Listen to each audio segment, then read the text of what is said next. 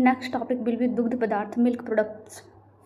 Cream में वसा की न्यूनतम मात्रा कितनी प्रतिशत होनी चाहिए? 25% से कम। क्रीम निकालने की औसत वसा मात्रा क्या होती है? 56%। क्रीम निकालने की औसतन वसा मात्रा कितना होता है? 56%। दूध से क्रीम निकालने की दो प्रमुख विधियां कौन सी? गुरुत्वाकर्षण विधि एवं अपकेंद्रण विधि। मक्खन किस प्रकार के पशु के दूध को मथने से प्राप्त होता है? स्तनधारी पशु के दूध से। मक्खन में वसा की मात्रा कितने प्रतिशत होती है? 80 से 83%। मक्खन में पानी की मात्रा कितने प्रतिशत होती है? सामान्यतः 16 से अधिक नहीं होती है, 14 से 16% होती है। मक्खन में कौन से अन्य पदार्थ जैसे कि पशु का चर्बी, मोम या वनस्पति घी आदि की स्थिति क्या होती है? यह पूर्णतः अनुपस्थित होता है। सामान्यतः मक्खन में क्या नहीं होता है? पशु चर्बी, मोम या वनस्पति घी आदि की स्थिति क्या होती है? अनुपस्थित होती है, पूर्णतः अनुपस्थित होती है। सामान्यतः आइसक्रीम में वसा मतलब फैट की मात्रा कितनी प्रतिशत होती है? आइसक्रीम में फैट की मात्रा 12.5% होती है।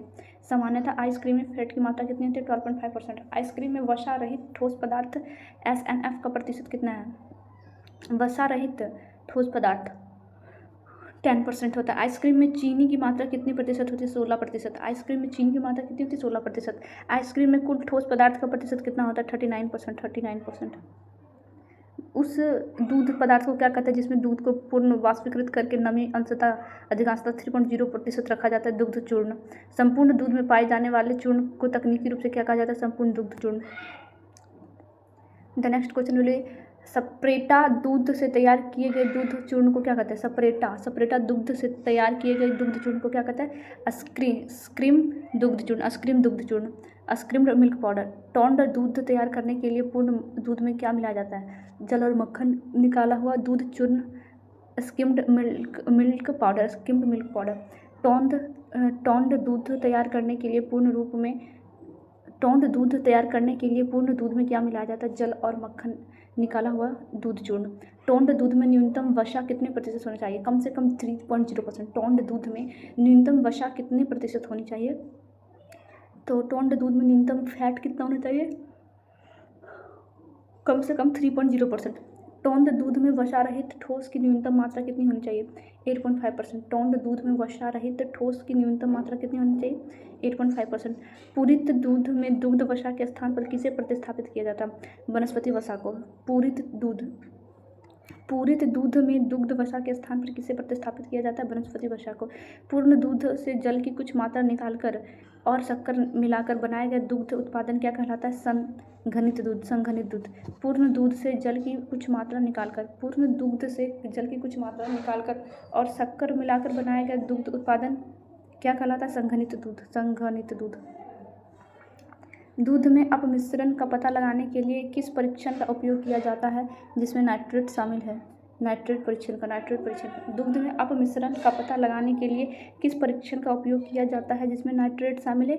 नाइट्रेट परीक्षण का। दूध में मिलावट जांचने के लिए पिक्रिक अम्ल का उपयोग किस परीक्षण में होता है? पिक्रिक अम्ल परीक्षण में। गाय और भैंस के दूध के मिश्रण या अपमिश्रण का पता लगाने के लिए कौन सा विशिष्ट परीक्षण किया जाता है? हंसा परीक्षण। गाय और भैंस के दूध के मिश्रण या अपमिश्रण का पता लगाने के लिए कौन सा विशिष्ट परीक्षण किया जाता है? हंसा परीक्षण। विथ गुणपात परीक्षण और भिमांक परीक्षण का संबंध मुख्य रूप से किस क्रिया से है? दूध में अपमिश्रण का पता लगाने से। विथ अनुपात परीक्षण और हिमांक परीक्षण का संबंध मुख्य रूप से किस क्रिया से है? दूध में अपमिश्रण का पता लगाने से। घी अथवा दूध का पीला रंग किस पिगमेंट मतलब वर्णक की उपस्थिति के कारण होता है? कैरोटीन के कारण। देसी घी की महक या विशेष सुगंध किस रसायन मतलब केमिकल के कारण होता है? डाइएसिटिल के कारण। अब नेक्स्ट टॉपिक हमारा दूध की जैविक एवं रासायनिक संरचना। दूध में मुख्य रूप से कौन से 3 प्रोटीन पाए जाते हैं? केसिन, एल्ब्यूलिन और ग्लोब्यूलिन। दूध किस प्रकार का भौतिक रासायनिक तंत्र या घोल है? एक कोलाइडल पदार्थ है। दूध का सफ़ेद रंग किस विशिष्ट प्रोटीन के कारण होता है? केसिन के कारण। दूध में पाए जाने वाला वह कौन सा तत्व है जो इसके मीठे स्वाद के लिए उत्तरदायी है? लैक्टोज या दूध शर्करा। दूध में पाए जाने वाला वह कौन सा तत्व है जो इसके मीठे स्वाद के लिए उत्तरदायी है? लैक्टोज या दूध शर्करा। दूध में उपस्थित लैक्टोज को लैक्टिक अम्ल में बदलने वाला जीव क्या कहलाता है? जीवाणु। लैक्टोज को लैक्टिक अम्ल में बदलने वाले 2 प्रमुख जीवाणु कौन से हैं? स्ट्रेप्टोकोकस लैक्टिस और कोलाइफॉर्म। प्रोटीन का किण्वन करने वाले 2 प्रमुख जीवाणुओं का नाम बताइए। बैसिलस सबटिलिस और स्यूडोमोनास फ्लोरेंस। बैसिलस सबटिलिस और स्यूडोमोनास फ्लोरेंस। वसा का किण्वन करने वाले प्रमुख लिपोलिटिक जीवाणु कौन से हैं? स्यूडोमोनास फ्रांगाई और एक्रोमोबैक्टर। वसा का किण्वन करने वाले प्रमुख लिपोलिटिक जीवाणु कौन से हैं? लिपोलिटिक जीवाणु स्यूडोमोनास फ्रांगाई और एक्रोमोबैक्टर। दूध में मधुरित जमाव या स्वीट कर्लिंग की अवांछनीय प्रक्रिया के लिए कौन से जीवाणु जिम्मेदार है? बैसिलस माइकोइडिज और बैसिलस सेरियस। बैसिलस माइकोइडिज और बैसिलस सेरियस। खीस में केसिन की अपेक्षा कौन सी प्रोटीन 2 गुना पाया जाता है? खीस में केसिन की अपेक्षा कौन सा प्रोटीन 2 गुना पाया जाता है? एल्ब्यूमिन तथा ग्लोबुलिन। नवजात शिशु के जन्म के तुरंत बाद थने से निकलने वाला प्रथम स्राव क्या कहलाता है? खीस। नवजात शिशु के जन्म के तुरंत बाद थनों से निकलने वाला प्रथम स्राव क्या कहलाता है? खीस, जिसे क्लोस्ट्रम कहते हैं। क्लोस्ट्रम में सामान्य दूध की तुलना में किस विटामिन की मात्रा अधिक होती है? विटामिन ए की होती है, लेकिन यहाँ तो बी दिया गया। This is the wrong question. Vitamin A होगा। खीस मतलब क्लोस्ट्रम का सेवन नवजात शिशु या बछड़े में किस तत्व की वृद्धि करता है जिसके कारण इसमें रोग प्रतिरोध क्षमता आती है? प्रतिजैव गुण का। दूध में उपस्थित मुख्य कार्बोहाइड्रेट को किस नाम से जाना जाता है? लैक्टोज के नाम से। दूध में उपस्थित कार्बोहाइड्रेट को किस नाम से जाना जाता है? लैक्टोज के नाम से। दूध के पाश्चुरीकरण के बाद भी जीवित रहने वाले जीवाणु मुख्य रूप से किस श्रेणी में आता है? थर्मोड्यूरिक या बीजाणु बनाने वाले जीवाणु। दूध के पाश्चराइजेशन के बाद भी जीवित रहने वाले जीवाणु मुख्य रूप से किस श्रेणी में आता है? थर्मोड्यूरिक या बीजाणु बनाने वाले जीवाणु। नेक्स्ट हमारा टॉपिक है दुग्ध संसाधन, पाश्चुरीकरण। दुग्ध संसाधन की वह प्रक्रिया क्या कहलाती है जिसमें एक निश्चित तापमान और समय तक दूध को गर्म करके हानिकारक जीवाणुओं को नष्ट करते? पाश्चुरीकरण का मुख्य उद्देश्य दूध के किन गुणों को सुरक्षित करना है? दूध के प्राकृतिक एवं पोषक संबंधी गुणों को। पाश्चुरीकरण की उच्च ताप अल्प समय विधि में दूध को कितने तापमान में गर्म किया जाता है? 71.7 degree Celsius. HTST high temperature short time विधि में दूध को कितने सेकंड के लिए गर्म रखा जाता है? 15 सेकंड के लिए। पाश्चुरीकरण प्रक्रिया के तुरंत बाद दूध को पुनः कितने तापमान तक ठंडा किया जाता है? 5 डिग्री सेल्सियस तक। दूध को गर्म करने के बाद तेजी से ठंडा करने का मुख्य कारण क्या? बचे हुए जीवाणुओं को निष्क्रिय करना। कम तापमान लंबे समय। पाश्चुरीकरण विधि में सामान्यतः क्या मानक होते हैं? लगभग 62.8 डिग्री सेल्सियस पर 30 मिनट। 62.8 degree Celsius 30 minute. पाश्चुरीकरण से दूध की गुणवत्ता पर क्या प्रभाव पड़ता है? इसके प्राकृतिक गुणों का ह्रास नहीं होता और इसका उपयोग के लिए सुरक्षित हो जाता है। क्या पाश्चुरीकरण से दूध पूरी तरह से स्टेरलाइज हो जाता है? नहीं, या केवल रोगजनक जीवाणुओं को नष्ट करता है। पाश्चुरीकरण के बाद ठंडा किए गए दूध को किस कार्य के लिए भेज दिया जाता है? बिक्री, मार्केटिंग, डिस्ट्रीब्यूशन के लिए। The next topic will be दुग्ध संसाधन, निर्जमीकरण, दुग्ध संसाधन। दूध को जीवाणु और उनके बीजाणुओं से पूर्णतः मुक्त करने की प्रक्रिया क्या कहलाता है? एस्टरलाइजेशन, निर्जमीकरण। एस्टरलाइजेशन प्रक्रिया में दूध को कितने तापमान तक गर्म किया जाता है? 93 डिग्री सेल्सियस से 94 डिग्री सेल्सियस तक। निर्जमीकरण एस्टरलाइजेशन विधि में दूध को इस उच्च तापमान पर कितने समय तक रखा जाता है? 30 मिनट तक। एस्टरलाइजेशन का दूध के पोषक गुणों पर क्या प्रभाव पड़ता है? इसमें दूध के पोषक गुणों का ह्रास हो जाता है। एस्टरलाइजेशन प्रक्रिया का दूध की संग्रह क्षमता, सेल्फ लाइफ पर क्या प्रभाव पड़ता है? इसकी संग्रहण क्षमता में अत्यधिक वृद्धि हो जाती है। पाश्चराइजेशन और एस्टरलाइजेशन में मुख्य अंतर क्या है? एस्टरलाइजेशन में सभी बीजाणु सहित नष्ट होता है, जबकि पाश्चराइजेशन में केवल हानिकारक रोगजनक जीवाणु ही मरते हैं। किस प्रक्रिया द्वारा प्रसंस्कृत दूध को लंबे समय तक बिना रेफ्रिजरेटर में रखा जा सकता है? एस्टरलाइजेशन के दौरान उच्च तापमान के कारण दूध में स्वाद में क्या बदलाव आता है? इसका स्वाद थोड़ा पका हुआ या झुलसा हुआ हो जाता है। व्यावसायिक रूप से लंबे समय तक सुरक्षित रखने वाले दूध का आधार कौन सा प्रक्रिया है? एस्टरलाइजेशन। दूध में उपस्थित किस घटक के कारण एस्टरलाइजेशन के समय उसका रंग हल्का भूरा हो जाता है? लैक्टोज और अमीनो अम्ल की मैलार्ड प्रक्रिया के कारण। नेक्स्ट टॉपिक विल बी दुग्ध संसाधन समांगीकरण, होमोजेनाइजेशन। दुग्ध संसाधन समांगीकरण। दूध की वसा गोलिकाओं को छोटे छोटे कणों में खंडित करने की प्रक्रिया क्या कहलाती है? Homogenisation. The next question will be homogenisation समांगीकरण का मुख्य भौतिक उद्देश्य क्या होता है? दूध के ऊपर वसा या मलाई की परत जमने से रोकना, उसे समांगीकरण कहते हैं। और समांगीकरण को इंग्लिश में क्या कहते हैं? होमोजेनाइजेशन। दूध होमोजेनाइजेशन समांगीकरण। द नेक्स्ट क्वेश्चन, समांगीकरण होमोजेनाइजेशन प्रक्रिया के दौरान दूध को किस तापमान पर गर्म किया प्रसंस्कृत किया जाता है? 60 to 65 डिग्री सेल्सियस। होमोजेनाइजर द्वारा वसा गोलिकाओं को तोड़ने के लिए कितना दबाव डाला जाता है? 2000 से 2500 पाउंड प्रति वर्ग इंच। 2000 से 2500 पाउंड प्रति वर्ग इंच। समांगीकरण प्रक्रिया से दूध की पाचकता डाइजेस्टिविटी पर क्या प्रभाव पड़ता है? इसमें दूध की सुपाच्यता बढ़ जाती है। समांगीकरण होमोजेनाइजेशन दूध में वसा का वितरण कैसा होता है? पूरे दूध के समान रूप से, पूरे दूध में समान रूप से। किस प्रक्रिया के कारण दूध का गाढ़ापन या स्यानता थोड़ी बढ़ जाती है? समांगीकरण के द्वारा, होमोजेनाइजेशन के कारण। समांगीकरण यंत्र में प्रयुक्त दबाव की इकाई क्या होती है? पाउंड प्रति वर्ग इंच। पाउंड प्रति वर्ग इंच। पाउंड प्रति वर्ग इंच। समांगीकरण यंत्र में प्रयुक्त दबाव की इकाई क्या होती है? पाउंड प्रति वर्ग इंच।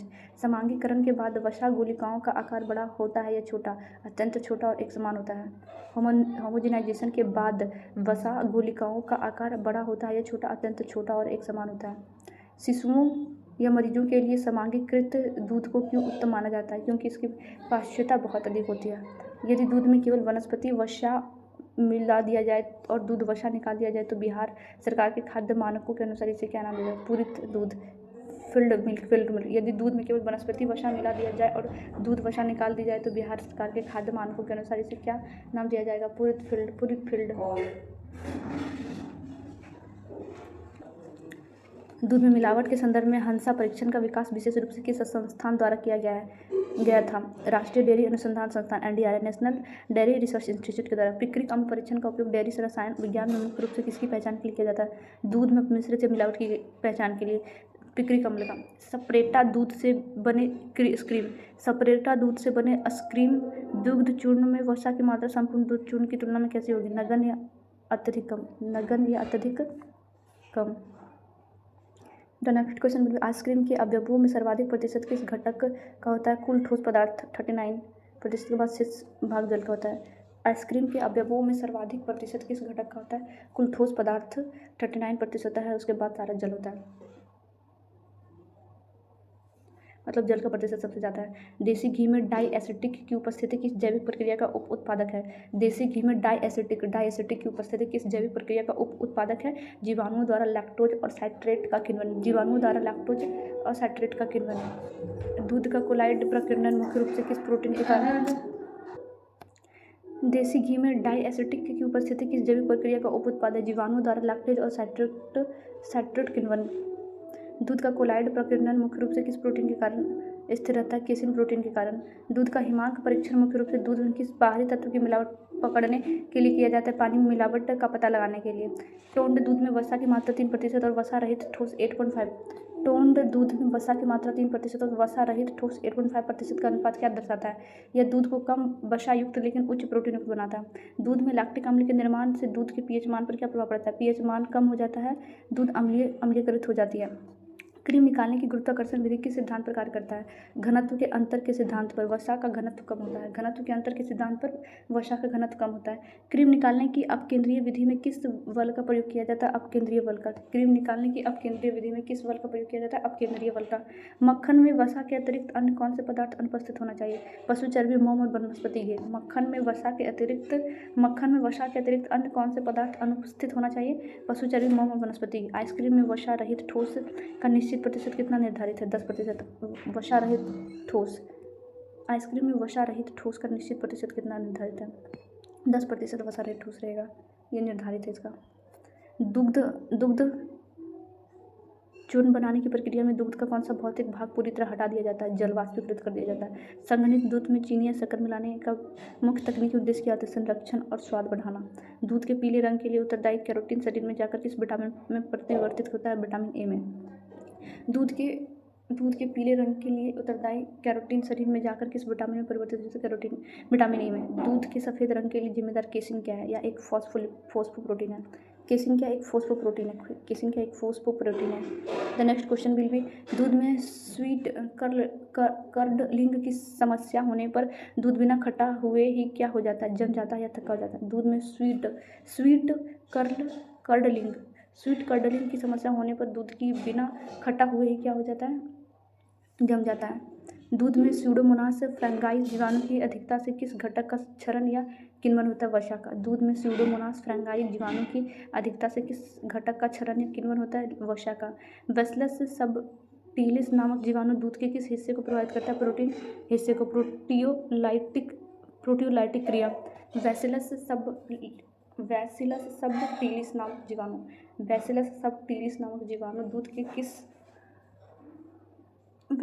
सबटिलिस नामक जीवाणु दूध के किस हिस्से को प्रभावित करता है? प्रोटीन हिस्से को। प्रोटियोलाइटिक क्रिया को। नवजात पशुओं को खीस पिलाना मतलब कोलोस्ट्रम पिलाना क्यों अनिवार्य माना जाता है? क्योंकि यह उनमें प्राकृतिक इम्यूनिटी प्रतिरक्षा विकसित करती है। इम्यूनिटी मतलब खीस। कोलोस्ट्रम में समानता दूध की तुलना में कौन सा दुग्ध प्रोटीन दोगुना हो जाता है? एल्ब्यूमिन और ग्लोबुलिन। दूध का वह प्रसंस्करण जिसमें दूध के भौतिक स्वरूप मतलब वसा के कणों का आकार को बदला जाता है, रासायनिक को नहीं क्या कहलाता है? दूध का वह प्रसंस्करण जिसमें दूध के भौतिक स्वरूप को बदला जाता है, रासायनिक को नहीं। भौतिक स्वरूप को बदला जाता है, रासायनिक को नहीं क्या कहलाता है? जिसमें दूध के भौतिक स्वरूप को बदलता है उसे कहते हैं होमोजेनाइजेशन। दूध के पाश्चुरीकरण की खोज ऐतिहासिक रूप से किस वैज्ञानिक ने? लुईस पाश्चर ने। समांगीकरण होमोजेनाइजेशन प्रक्रिया से दूध में वसा का कुछ प्रतिशत बदल जाता है। दूध में वसा का कुल प्रतिशत बदल जाता है? नहीं, वसा का प्रतिशत वही रहता है, केवल कणों का आकार छोटा हो जाता है। दूध के विपणन मतलब बिक्री से पूर्ण पाश्चुरीकरण के बाद उसे कितने डिग्री सेल्सियस पर स्टोर किया जाता है? 5 डिग्री सेल्सियस से कम पे। दूध में मिलावट रोकने के लिए भारत सरकार द्वारा प्रयुक्त समान विनियामक ढांचा किस पर आधारित है? खाद्य सुरक्षा और मानक अधिनियम। दूध का संगठन मुख्य रूप से किन 2 श्रेणियों में विभाजित किया जाता है? जल और कुल ठोस पदार्थ में। दूध का संगठन मुख्य रूप से किन 2 श्रेणियों में विभाजित किया जाता है? जल और कुल ठोस पदार्थों में। दूध में पाए जाने वाले ग्लोबुलिन प्रोटीन का मुख्य जैविक कार्य क्या होता है? शरीर की रोग प्रतिरोधक क्षमता, एंटीबॉडीज का निर्माण करना। The next question will B mulberry रेशम के उत्पादन में भारत का कौन सा राज्य प्रथम स्थान पर है? कर्नाटक। विश्व में मूंगा रेशम का उत्पादन मुख्य रूप से किस देश में होता है? सिर्फ भारत में। भारत का एकाधिकार है मूंगा पे। भारत का कौन सा राज्य मूंगा रेशम का शीर्ष उत्पादक राज्य? असम। असम का मूंगा रेशम के कुल राष्ट्रीय उत्पादन में कितना प्रतिशत योगदान है? 82.28%। नए किस्म के रेशम मतलब ईरी एवं मूंग का सर्वाधिक उत्पादन भारत के किस राज्य में होता है? असम में। रेशम कीट मुख्य रूप से किस पौधे की पत्तियों को खाता है? शहतूत की पत्तियों को। रेशम का धागा कीट के शरीर के किस भाग से स्रावित होता है? लार ग्रंथि से। रेशम मुख्य रूप से रासायनिक रूप से क्या एक प्राकृतिक प्रोटीन फाइब्रिन और सेरिसिन। बिहार के संदर्भ में राज्य में किस प्रकार के रेशम टसर ईदी के उत्पादन की अत्यधिक संभावना है? टसर और ईदी रेशम विशेषकर भागलपुर और बांका के क्षेत्र में। भागलपुर को बिहार में किस नाम से जाना जाता है जो रेशम से संबंधित है? सिल्क सिटी के। भागलपुर को सिल्क सिटी के नाम से जाना जाता है। भारत में केंद्रीय सिल्क बोर्ड की स्थापना किस वर्ष की गई थी? 1948 में वैधानिक निकाय के तहत। केंद्रीय सिल्क बोर्ड का मुख्यालय भारत के किस शहर में स्थित है? बेंगलुरु में। नीली क्रांति का संबंध भारत में किस क्षेत्र के विकास से है? मत्स्य पालन और जलीय कृषि से। राष्ट्रीय मत्स्यिकी नीति 2020 के अनुसार अन्य आर्थिक क्षेत्र EEZ की सीमा तट रेखा से कितनी दूरी तक होती है? 2000 समुद्री मील तक। सस्टेनेबल एक्वाकल्चर को बढ़ावा देने के लिए तालाबों के किस गैस का स्तर बनाए रखने आवश्यक है? घुलित ऑक्सीजन को। सिल्क वॉर्म के जीवन चक्र की 4 प्रमुख अवस्थाएं कौन सी है? अंडा, लार्वा, कैटरपिलर, प्यूपा, कोकून और वयस्क। व्यावसायिक स्तर पर रेशम निकालने के लिए कीट की किस अवस्था का उपयोग किया जाता है? कोकून अवस्था का। कोकून से रेशम के धागे निकालने की प्रक्रिया को क्या कहते हैं? रीलिंग। भारत का कौन सा क्षेत्र ओक टसर के उत्पादन के लिए प्रसिद्ध है? उप हिमालयी क्षेत्र जैसे मणिपुर, हिमाचल प्रदेश, उत्तराखंड। ईरी रेशम के कीट मुख्य रूप से किस पौधे से पाए जाते हैं? रंडी या कैस्टर के पौधे पर। प्रधानमंत्री मत्स्य संपदा योजना का आदर्श वाक्य क्या है? मत्स्य पालन क्षेत्र का उत्तरदायी विकास और प्रबंधन। मत्स्य पालन के लिए तालाब के पानी का तापमान सामान्यतः कितने डिग्री सेल्सियस के बीच होना चाहिए? 25 से 32 डिग्री सेल्सियस के बीच। राष्ट्रीय मत्स्यिकी नीति 2020 में पोस्ट हार्वेस्टिंग नुकसान को रोकने के लिए किस प्रकार के इंफ्रास्ट्रक्चर बल दिया गया है? कोल्ड स्टोरेज और रेफ्रिजरेटर बैंड। नेक्स्ट क्वेश्चन के लिए मूंगा रेशम को उसकी किस अनूठी विशेषता के कारण जाना जाता है? इसकी प्राकृतिक सुनहरी पीली चमक और स्थायित्व के कारण। भारत में रेशम कतार का सबसे बड़ा कुटीर उद्योग किस राज्य में स्थित है? कर्नाटक और तमिलनाडु में। National fisheries development board NFDP किस प्रकार का संगठन है? एक स्वायत्त शासी संगठन, ऑटोनॉमस ऑर्गेनाइजेशन। एक्वाकल्चर में बायो फ्लॉक तकनीकी का मुख्य लाभ क्या है? पानी की कम खपत और उच्च प्रोटीन युक्त फील्ड का पुनर्चक्रण। भारत के कुछ मछली उत्पादन में अंतःस्थलीय मत्स्यिकी का योगदान समुद्री मत्स्यिकी से कम है या अधिक है? तालाब की उत्पादकता बढ़ाने के लिए उसमें कौन सा अकार्बनिक उर्वरक मुख्य रूप से डाला गया है? तालाब की उर्वरता बढ़ाने के लिए उसमें कौन सा अकार्बनिक उर्वरक उसमें डाला गया? सुपर फॉस्फेट और यूरिया।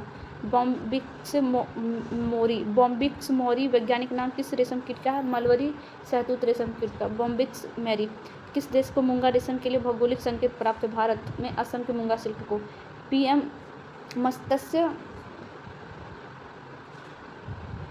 PMMSY के तहत सागर मित्र नामक पेशेवरों की नियुक्ति का क्या उद्देश्य है? तटीय गांवों में मछुआरों को सरकारी योजनाओं और तकनीकी सहायता के बारे में जागरूक करना। राष्ट्रीय मत्स्यिकी नीति 2020 का कौन सा स्तंभ मछुआरों को समुद्र से सुरक्षा और आपदा प्रबंधन किट प्रदान करने की बात करता है? तो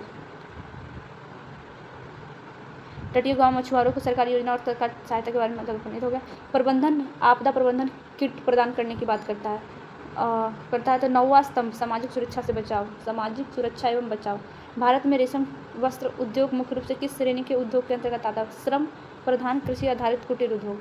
तालाब में अम्लीयता को दूर करने और pH संतुलित करने के लिए किसका प्रयोग किया जाता है? चूना को। The next topic will be रेशम उद्योग, सिल्क इंडस्ट्री। भारत के कुल कपड़ा निर्यात में रेशम वस्त्रों का हिस्सा लगभग कितना प्रतिशत है? लगभग 3.0%। भारत के रेशम वस्त्र उत्पादन शीर्ष राज्य क्रमशः कौन से? कर्नाटक तथा असम। केंद्रीय रेशम बोर्ड की स्थापना किस वर्ष की गई थी? 1949 में। केंद्रीय रेशम अनुसंधान क्षेत्र बहरामपुर किस राज्य में स्थापित किया गया था? पश्चिम बंगाल में। केंद्रीय एरी अनुसंधान संस्थान कहाँ स्थित है? मेंदीपाथर मेघालय में। केंद्रीय टसर अनुसंधान प्रशिक्षण संस्थान कहाँ स्थित है? रांची, झारखंड में। केंद्रीय टसर अनुसंधान प्रशिक्षण संस्थान कहाँ स्थित है? रांची, झारखंड में।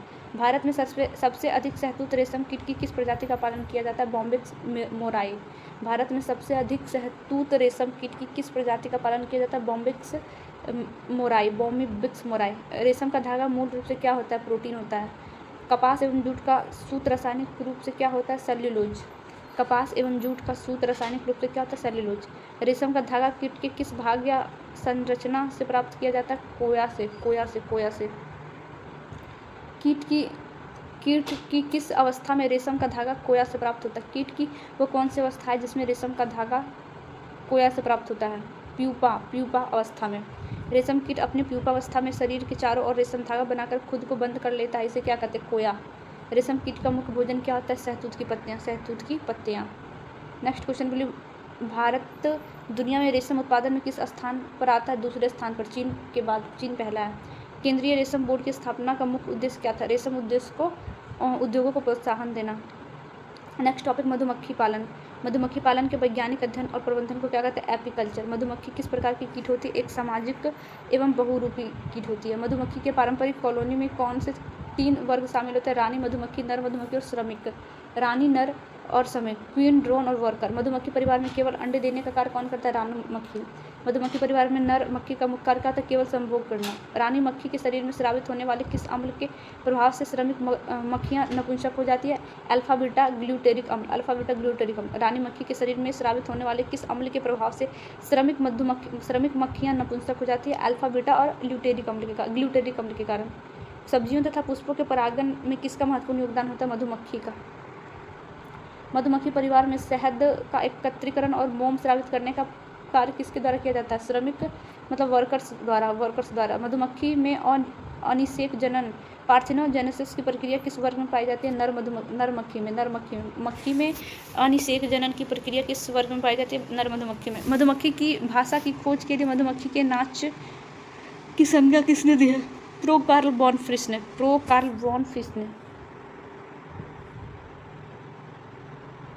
क्रो कार्ल वॉन फिश को मधुमक्खी की भाषा पर शोध के लिए किस प्रतिष्ठित पुस्तक से सम्मानित किया गया? नोबेल पुरस्कार से। वर्ष 21-22 में भारत का शीर्ष शहद उत्पादन राज्य कौन सा था? उत्तर प्रदेश। 21-22 के आंकड़े के अनुसार से शहद उत्पादन राज्यों का सही क्रम क्या? उत्तर प्रदेश, फिर गुजरात, पंजाब, बिहार तथा मध्य प्रदेश। उत्तर प्रदेश, गुजरात, पंजाब, बिहार तथा मध्य प्रदेश। शहद उत्पादन में बिहार का देश में कौन सा स्थान है? चौथा स्थान है। मधुमक्खियों द्वारा भोजन के स्रोत की दिशा और दूरी बताने के लिए किया जाने वाला नृत्य क्या कहलाता है? बेंगल डांस, बेंगल या राउंड डांस, बेंगल या राउंड डांस।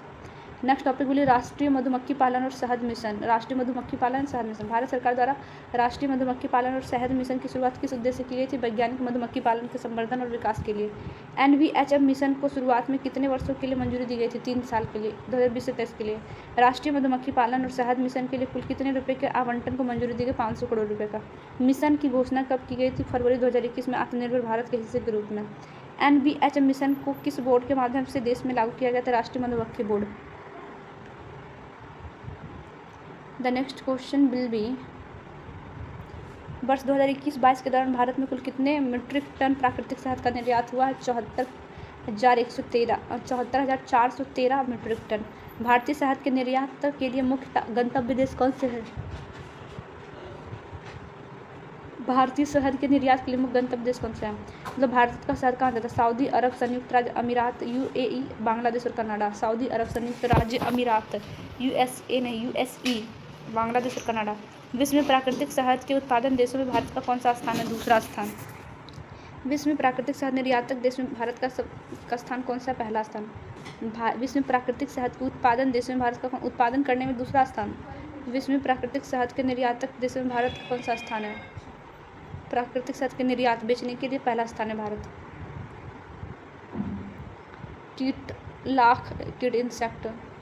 लाख कीट वैज्ञानिक रूप से मुख्य रूप से किस क्षेत्र में पाया जाता है? भारतीय प्रायद्वीपीय क्षेत्र में।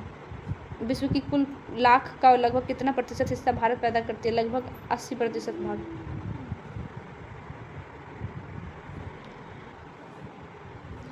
विश्व की कुल लाख का लगभग कितना प्रतिशत हिस्सा भारत पैदा करता है? 80%। लाख मूल रूप से क्या है जो लाख कीट के शरीर में स्रावित करता है? कीट की त्वचा ग्रंथियों से निकलने वाला एक द्रव्य रूप जो सूखकर सख्त ठोस बन जाता है। लाख के रासायनिक संगठन में रेजिन का प्रतिशत कितना है? 68%। लाख के रासायनिक संगठन में रेजिन का प्रतिशत कितना है? 68%। लाख में रंगीन पदार्थ की मात्रा कितने प्रतिशत पाई जाती है? 10%। लाख में मोम और गोंद का प्रतिशत क्रमशः कितना होता है? मोम 6.0% और गोंद 4.0%। मोम 6.0% और गोंद 4.0%। लाख के संगठन में शर्करा और नमी का प्रतिशत कितना होता है? शर्करा 5.5% और शेष अन्य पदार्थ का नमी होता है। लाख का सर्वाधिक उपयोग किस सामग्री को बनाने के लिए किया जाता है? ग्रामोफोन और के रिकॉर्ड बनाने में। ग्रामोफोन के रिकॉर्ड बनाने में। ग्रामोफोन रिकॉर्ड के अलावा लाख का उपयोग किन उद्योगों में होता है? विद्युत, कुचालक, वार्निश, पॉलिश और श्रृंगारिक पदार्थ, चूड़ियाँ आदि के लिए। The next question will B Bharat का कौन सा राज्य लाख का सबसे बड़ा उत्पादक राज्य है? झारखंड। लाख उत्पादन में झारखंड के बाद क्रमशः कौन सा राज्य आता है? छत्तीसगढ़, मध्य प्रदेश और पश्चिम बंगाल। भारतीय लाख अनुसंधान संस्थान इंडियन लैक रिसर्च इंस्टीट्यूट कहाँ स्थित है? नामकुम, रांची, झारखंड में। भारतीय लाख अनुसंधान संस्थान की स्थापना किस वर्ष की गई थी? वर्ष 1924 में। वर्ष पाठ्यपुस्तक के अनुसार 1925 दिया हुआ, लेकिन लाख अनुसंधान संस्थान की किस वर्ष की गई थी? 1924 में। लाख के कीट मुख्यतः किन वृक्षों पर पाले जाते हैं? पलास, बेर और कुसुम आदि के वृक्षों। पलास, बेर और कुसुम आदि के वृक्षों पर। लाख कीट का वैज्ञानिक नाम क्या है? लेसिफर लक्का या कैरिका लक्का। लेसिफर लक्का या कैरिका लक्का। नेक्स्ट हमारा टॉपिक है दूध उत्पादन। दुधारू पशुओं में दूध का निर्माण स्तन ग्रंथियों की किन कोशिकाओं से होता है? कुपिका एल्वुलाई, कुपिका कोशिकाओं से, एल्वुलरी सेक्स से। दूध बनाने की प्रक्रिया में कुपिया कोशिकाओं से रक्त में से पोषक तत्वों का अवशोषित कर उन्हें किस में बदल देती है? दूध में। दूध में खट्टापन या दूध का दही में बदलना किस जीवाणु? लैक्टोबैसिलस। दूध में पाई जाने वाली मुख्य शर्करा? लैक्टोज शर्करा। दूध में पाई जाने वाली शुगर कौन से होते हैं? Lactose sugar. दूध, शर्करा, लैक्टोज के निर्माण में रक्त का कौन सा घटक और कौन सा अम्ल प्रयुक्त होता है? रक्त का ग्लूकोज एवं लैक्टिक अम्ल। दुग्ध, शर्करा, लैक्टोज के निर्माण में रक्त का कौन सा घटक और कौन सा अम्ल प्रयुक्त होता है? रक्त का ग्लूकोज तथा लैक्टिक अम्ल। दूध के स्राव के लिए कौन सा हार्मोन जिम्मेदार होता है? Oxytocin hormone. दूध के स्राव के लिए ऑक्सीटोसिन हार्मोन जिम्मेदार था। दूध में मुख्य रूप से कौन सा दुग्ध परीक्षण मिलाया गया है? बेंजोइक अम्ल। दूध में मुख्य रूप से कौन सा दुग्ध परिरक्षक मिल्क प्रिजर्वेशन मिलाया जाता है बेंजोइक अम्ल, बेंजोइक अम्ल।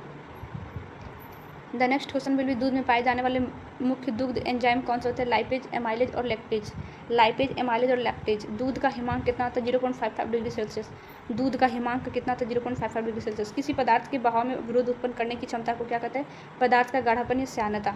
द्रव्य की श्यानता को मापने की मानक इकाई क्या कहते हैं? पॉइज। द्रव्य की श्यानता को मापने की इकाई को क्या कहते हैं? पॉइज कहते हैं। सामान्य दूध का गाढ़ापन कितने पॉइज के बीच होता है? 1.5 से 2 सेंटीपॉइज। वह बल जो इस एक इकाई क्षेत्रफल को तोड़ने के लिए आवश्यक होता है उसे क्या कहते हैं? पृष्ठ तनाव। दूध का पृष्ठ तनाव कितना होता है? 43.58 से 49.36 डायन प्रति सेंटीमीटर। दूध का तनाव कितना होता है? 43.58 से 49.36 डायन प्रति सेंटीमीटर। पानी का पृष्ठ तनाव कितना होता है? 70.25 डायन प्रति सेंटीमीटर, 70.25। दूध का पृष्ठ तनाव पानी के पृष्ठ तनाव से कम क्यों होता है? दूध में मौजूद वसा और प्रोटीन की उपस्थिति के कारण। दूध का पीला रंग किस पिगमेंट वर्ण के कारण होता है? कैरोटीन के कारण, कैरोटीन के कारण। दूध का सफ़ेद रंग किस प्रोटीन की उपस्थिति के कारण होता है? केसिन प्रोटीन के कारण। केसिन के कारण दूध सफ़ेद होता है। दूध की क्रीम को अलग करने पर दूध के घनत्व में क्या प्रभाव पड़ता है? दूध का घनत्व बढ़ जाता है। राष्ट्रीय डेयरी अनुसंधान संस्थान भारत कहाँ स्थित है? करनाल, हरियाणा में। राष्ट्रीय डेयरी अनुसंधान संस्थान भारत में कहाँ स्थित? करनाल, हरियाणा में। बिहार में एरी रेशम का उत्पादन मुख्य रूप से किस जिले में केंद्रित? भागलपुर, बांका क्षेत्र में। बिहार का कौन सा शहर सिल्क सिटी के नाम से प्रसिद्ध है? Bhagalpur, Bhagalpur. The next question will B राष्ट्रीय मधुमक्खी बोर्ड की स्थापना किस क्रांति को बढ़ावा देने के लिए की गई थी? मीठी क्रांति को। मीठी क्रांति का संबंध भारत के किस उत्पाद के संवर्धन से है? शहद और मधुमक्खी पालन उत्पादों से। रानी मधुमक्खी अपने जीवन काल में केवल एक बार मैथुन उड़ान भरती है। इसके पश्चात वह क्या संचित करते? लाखों की संख्या में शुक्राणु। लाख कीट किस गण के अंतर्गत आने का कीड़ा है? Hemiptera, Hemiptera. लाख कीट किस गण के अंतर्गत आने का कीड़ा? हेमीपटेरा। लाख का रिफाइन रूप जो बाजार में फ्लैक्स या सीड के रूप में मिलता है उसे क्या कहता है? चपड़ा या सैलैक्स, चपड़ा या सैलक, चपड़ा या सैलक। लाख का रिफाइन रूप जो बाजार में फ्लैक्स या सीड के रूप में मिलता है उसे क्या कहता है? चपड़ा या स्लैक्स। ऑक्सीटोसिन हार्मोन पशुओं में किस ग्रंथि द्वारा स्रावित होता है? पीयूष ग्रंथि के द्वारा। दूध पाश्चुरीकरण का मुख्य उद्देश्य क्या होता है? रोगजनक जीवाणुओं को नष्ट करना और दूध की शेल्फ लाइफ बढ़ाना। दूध का पाश्चुरीकरण इसलिए करते हैं। दूध में किस विटामिन की कमी पाई जाती है जिसके कारण इसे पूर्ण आहार नहीं माना जाता है? विटामिन सी और आयरन। लोहा और आयरन की कमी होती है। विटामिन सी और आयरन की कमी होती है दूध में। विटामिन और सारी होती है। दूध की शुद्धता मापने के लिए किस यंत्र का उपयोग करते हैं? लैक्टोमीटर का, लैक्टोमीटर का। कपास में पाया जाने वाला मुख्य रासायनिक घटक कौन सा है? सेल्यूलोज। कपास में पाए जाने वाला मुख्य रासायनिक घटक कौन सा है? सेल्यूलोज। रेशम कीट का व्यावसायिक पालन सेरीकल्चर। टसर रेशम का उत्पादन मुख्य रूप से किस प्रकार के वनों या वृक्षों पर होता है? अर्जुन और आसन के वृक्षों पर। झारखंड का नाम कुंभ क्षेत्र किस अनुसंधान के लिए वैश्विक स्तर पर जाना जाता है? लाख अनुसंधान के लिए। मधुमक्खी के डंक में कौन सा अम्ल पाया जाता है जिससे सूजन और दर्द होता है? फॉर्मिक अम्ल, फॉर्मिक अम्ल। शहद का मुख्य शर्करा घटक क्या होता है जो इसे मीठा बनाता है? फ्रुक्टोज और ग्लूकोज, फ्रुक्टोज और glucose. The next question will B रेशम के धागे को आपस में चिपका कर रखने वाले गोंद जैसे पदार्थ को क्या कहते हैं? सेरिजिन,